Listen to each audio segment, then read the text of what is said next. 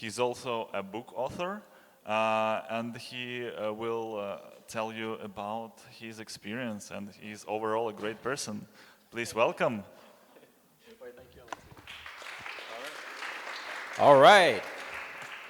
It's great to be here. We have been sitting for like half an hour. Do you want to just stand up and like shake your legs, like get the blood flowing, you know? Yeah? You know, so we sort of reset the mind, you know. I think it's a good thing, you know. Yeah. If you just sit a long time, you sort of fall asleep, basically. All right, great stuff. I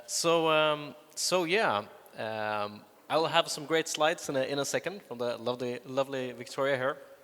But I can start right away. So yeah, my name is Linus Peterson. I'm born and raised in Sweden. Yeah, I've been doing sort of longevity work for, geez, it's 20 years now, like literally 20 years. So this all began for me with sort of an existential crisis as a teenager, when I started to asking myself like the big picture questions, like what's the meaning of life? What's the purpose of the universe? You know, how does the universe work, right? So I started reading. I read like tons and tons of books. First sort of like religion and philosophy, but I found those answers very uncompelling and not really convincing at all.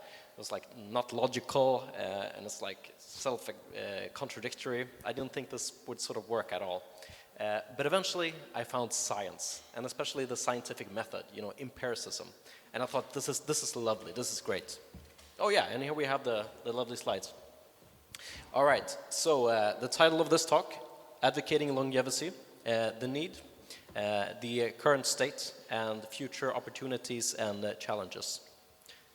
Could I press the... Oh yeah, we're working on the slides, but don't worry.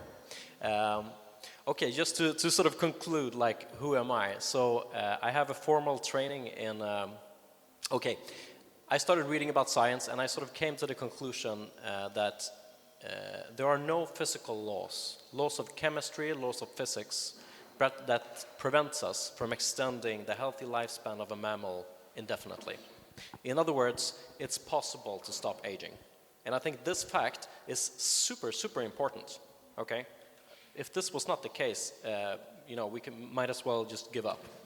But fortunately, it is possible to stop aging. This is super, super important, all right?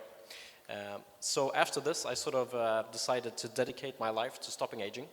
I also started reading biology, and I realized that it's very hard. It's like, it's harder to sort of stop aging completely than maybe, say, landing on the moon, okay? Oh yeah, wonderful stuff. Oh yeah, no problem. You get a preview here. Yeah, so it's super hard to stop aging, but it is possible. And then I sort of, my first idea was, yeah, I need to become a scientist. So I studied technical biology. I'm a civil engineer in technical biology by training, 5 years in Sweden. And then I sort of went to Karolinska Institute, the university that gives out the Nobel Prize, and studied stem cells for a short while. I'm like, stem cells, yeah, they're immortal. Obviously, the right move, right? All right. Thank you so much, Lawrence. Thank you. All right, and this is sort of my journey that I've just described. And after I did that, I quickly came to the conclusion that, okay, best case, I will, you know, write some nice papers in some high-impact journals, but the chance that I personally will discover something that will revolutionize, you know, the longevity science, you know, science of aging, super low. So I'm like, I need to do something else. So I quit the science. Actually, I didn't really quit it. I'm constantly reading scientific articles, and I'm trying to sort of understand the field. But I sort of, this is not the maximum impact, what I'm doing here. So I need to do something else. But I didn't know what to do, you know? So I sort of dropped out, and I worked in the, at Karolinska Hospital as a medical engineer, and I turned out to be like the project manager for the move to the big, new, fancy hospital. And for the past 7 years, I worked in the pharmaceutical industry, because I came to the conclusion that we will need to develop drugs targeting aging and thus extending healthy lifespan, okay? And parallel to all this sort of fancy, nice CV stuff, I've done, you know, 24 longevity projects.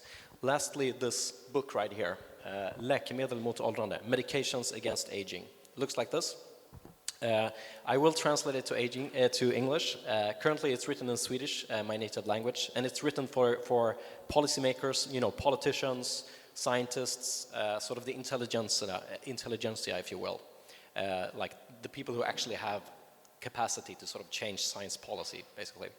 And I describe a lot of things in this book, basically like the science of aging on a popular science level, but also sort of the ethics, the ethical imperative to stop aging.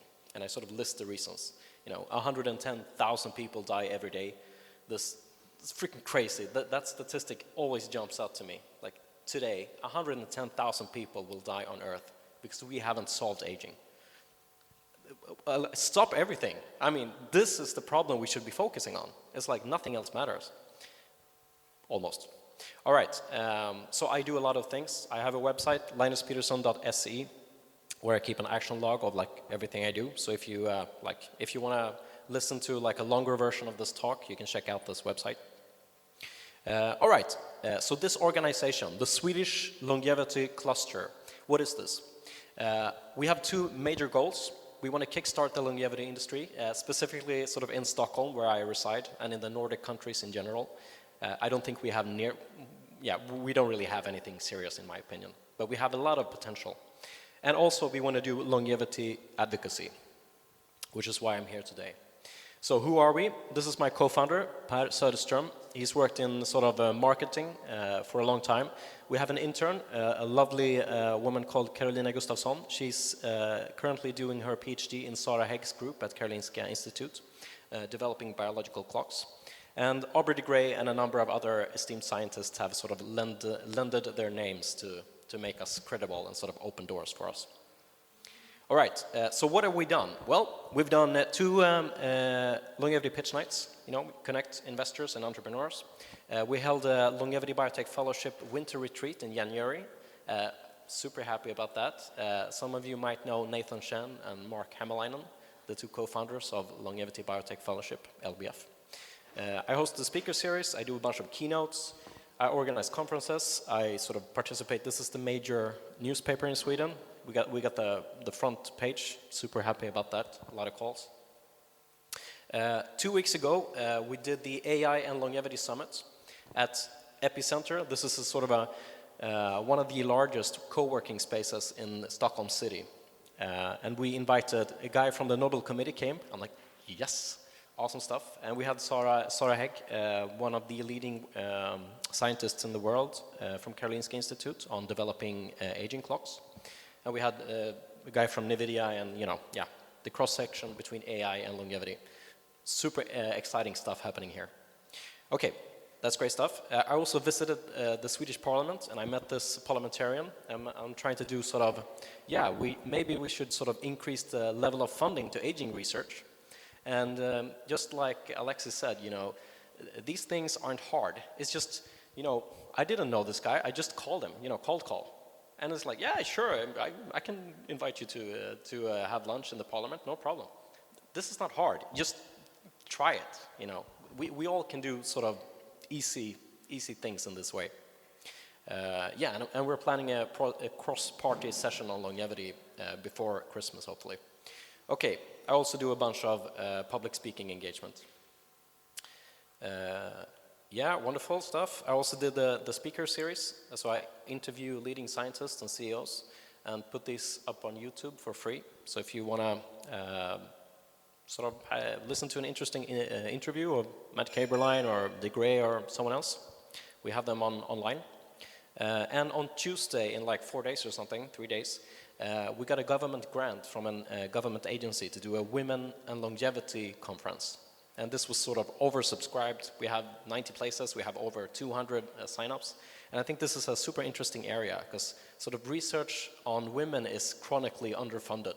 And the ovaries are especially interesting because they seem to age at a faster rate than other organs. So we should, study that pronto and see if we can learn anything that can be applied to develop drugs. So this is, if you happen to be in Stockholm, reach out to me and I'll get you a free ticket. And I mentioned Nathan. Some of the slides I will show now has been created by him, so credit where credit is due. Okay, So I'm going to speak more about longevity advocacy, but before I sort of talk about it, we need to be very clear, what is the goal? You know, we have this debate between health span and lifespan. My personal goal is, you know, maximum lifespan extension. Okay, health span is fine, that's nice, but in my opinion, and what I argue in my book, is that we have an ethical imperative to stop aging. You know, indefinite lifespan extension. Life is good, death is bad. It's really that simple. You know, we can have long, interesting ethical considerations, but you know, it is kind of simple actually. And yeah, I think we're sort of just fooling ourselves if we don't sort of recognize that this is the case. And just for the purpose, of course, everyone has a different opinion, and I you know, completely respect that not everybody has this opinion. But for the purposes of this talk, I will assume that we sort of share this goal. Now, this is super important. I mentioned this in the beginning, but we know it's possible to stop aging. Okay? Why do we know this? There are no physical laws broken. We're not breaking physics. Okay? Check. Nature has already solved this in a way. There are about 24 species that don't age. In other words, the risk of dying does not increase with chronological age. You know, eventually they're not immortal. You know, eventually they'll get eaten or, you know, have an accident or something. But the risk of dying does not increase. And this is, in a way, proof of concept. So we should study those organisms and see, like, okay, what's happening there, and copy paste, right? And thirdly, why this is like, why is this feasible within a few decades, maybe, it's because we have characterized the biology of aging. Okay, we know not enough, of course not enough, but we have a basic understanding of what's going on in our cells when we age. Okay, and this, in and of itself, does not mean that it's easy or feasible within our lifetime. In fact, it is super hard, but it is possible. And if we dedicate enough resources, we can do it. Hence, a need for longevity advocacy. Oh yeah, and you've seen this before. These are the hallmarks of aging. Yep, I won't talk about them too much. This is sort of a special audience. You have a great understanding of this, but I think this is, from an advocacy point of view, this is very important. There is a longevity industry right now. Okay, there are about 200 companies working on this. You know, 10, 15 years ago, this was not the case. Okay, there was basically nothing. But today there is a longevity industry. This is a super important fact. So what's the state of the industry right now? Well, we have this explosion of funding and, you know, interest, but it's still tiny, as we talked about just now, and we need massively more resources. Hence, a need for longevity advocacy again. Okay, you've seen this before. We have the big headlines, Altos Labs and so forth, Sam Altman. Sadly, we don't have a single approved drug or intervention for aging right now. This is the hard fact. I'm sorry, we need to work harder. I mean, a lot harder. All right, now let's talk about advocacy. This is fun.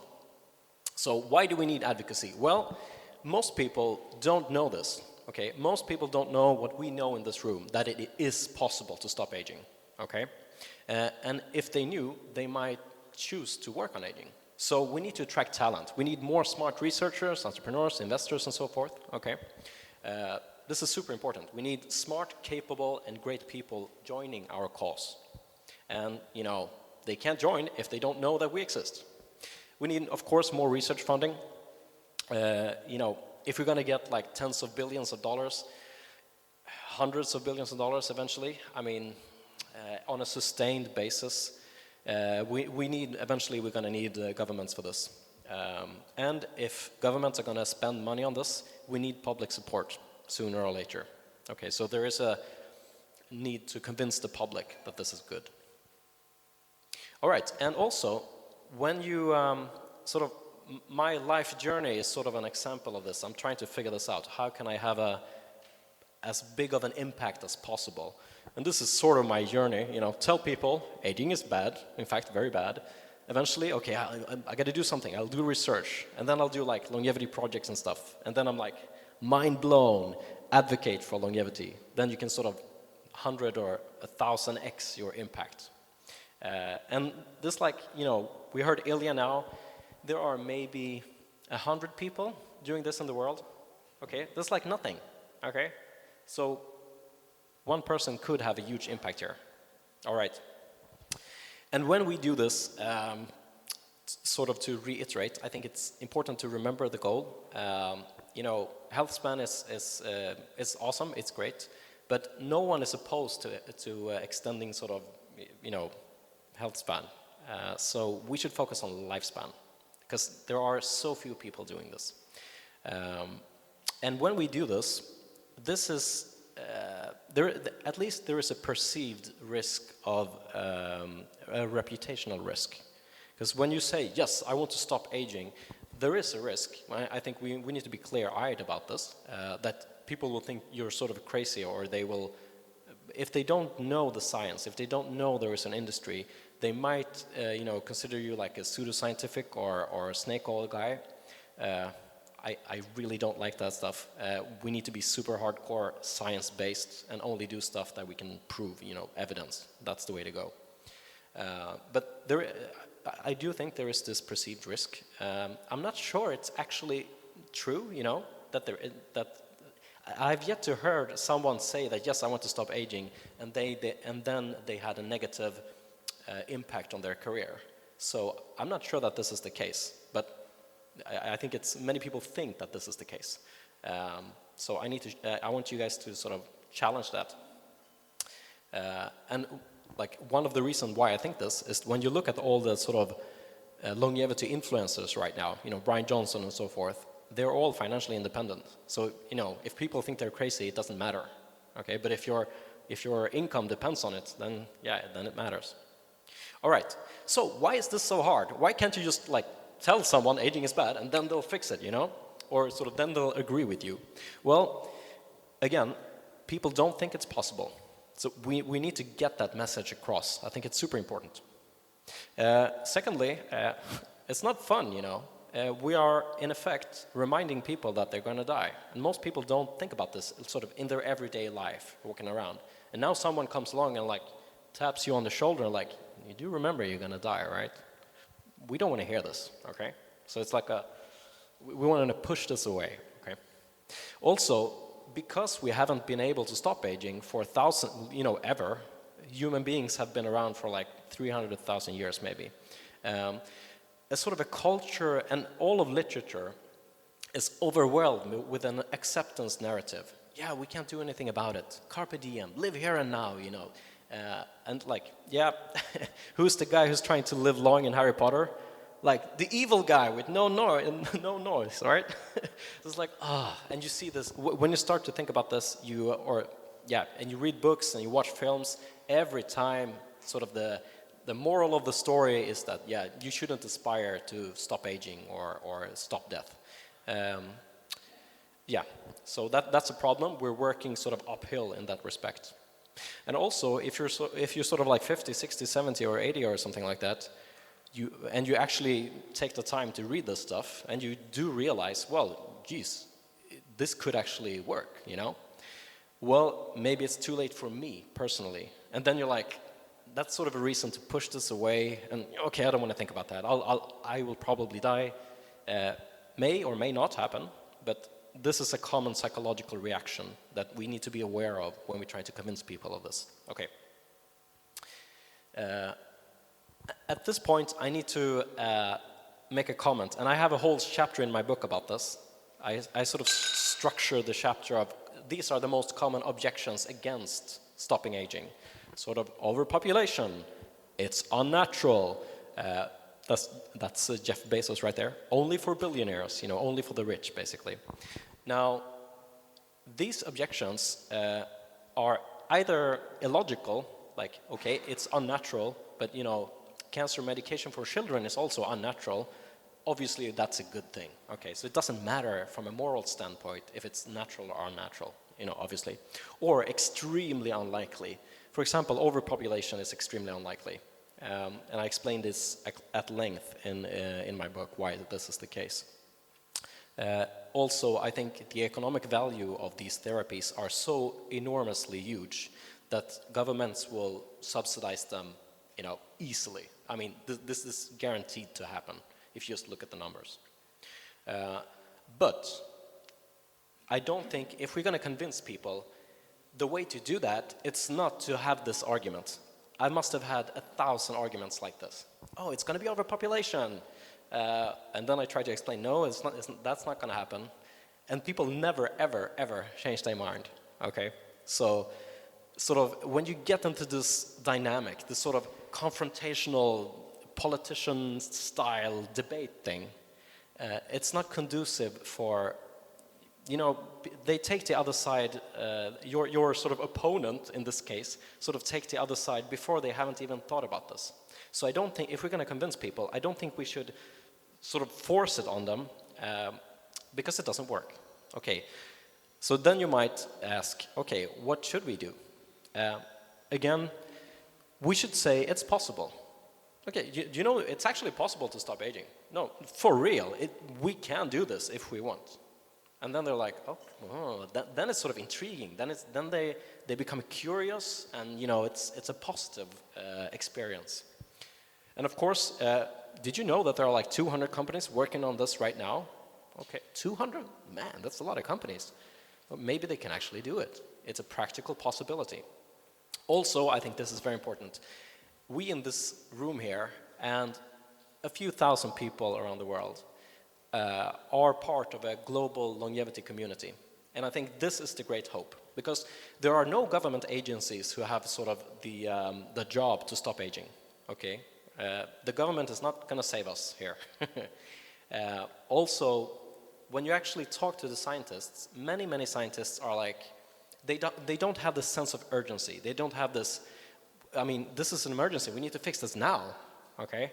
They're happy to doing their science, they're sort of curiosity-based, many of them. That's fine, I love scientists, I've been a scientist myself. But they are not gonna spearhead this. They're not gonna sort of make this happen. We need to push in all avenues, in academia, in industry, in the realm of politics. The global longevity movement is absolutely critical for making this happen. So if we're not going to sort of do this objection style thing with people, how do we convince them? And I think I'm trying this when I'm giving talks right now.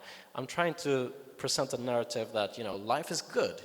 You can be with your friends. You can go to new places and, discover beautiful landscapes. And, your children, do you love your child? Would you like them to continue living and being healthy? I sure do, maybe we should, fix something that we know going to happen. So if you approach people with this narrative, I think it's much more likely that they will be in favor of lifespan extension. Yeah, awesome. And we also have, of course, the influencers. Brian Johnson, everybody knows him. You guys probably know these guys as well. David Sinclair, Aubrey de Grey, of course.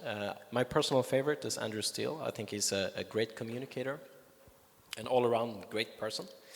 And these people are awesome. And if you talk to a lot of the scientists and the people working in the longevity industry right now, they sort of, how come you got into this industry? It's because they watched Aubrey de Grey on YouTube, or saw Brian Johnson on TikTok or something. So this is awesome. A lot of people are sort of channeled into the global longevity community by these people. But they're too few. I mean, come on. 334,000 followers. Okay, it's a lot, but it's not nearly enough. So we need more. There are, of course, also a few organizations.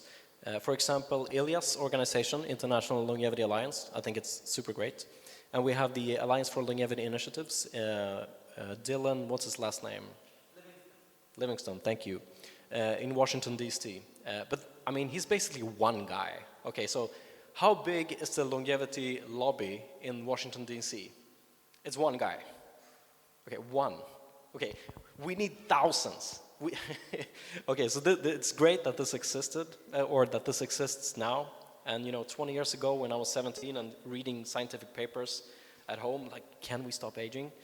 This did not exist at all. So we are in a better position now. but it's not good enough. We need more. One thing that I'm trying to work on right now is student organizations. So this is important for several reasons. We need to attract talent for like the next generation. You know, I don't know, the researchers, the lawyers, you know, everybody who will have a position of influence in the future are basically at university. So we need to be there as well. From a practical point of view, university students can often sort of help out in your organization. You can get free labor, basically. So this is a win-win relationship here. The students get, you know, experience, and your organization gets free labor. It's awesome. So I'm trying to set this up at all the major universities in my native country, in Sweden. But there already are longevity student organizations, you know, at Stanford, at Cambridge, at Oxford, and at many other countries. These are important, and we need to like, we need more, basically. All right, and I won't talk much longer than that. Just say thank you for having me, and thank you for listening. All right.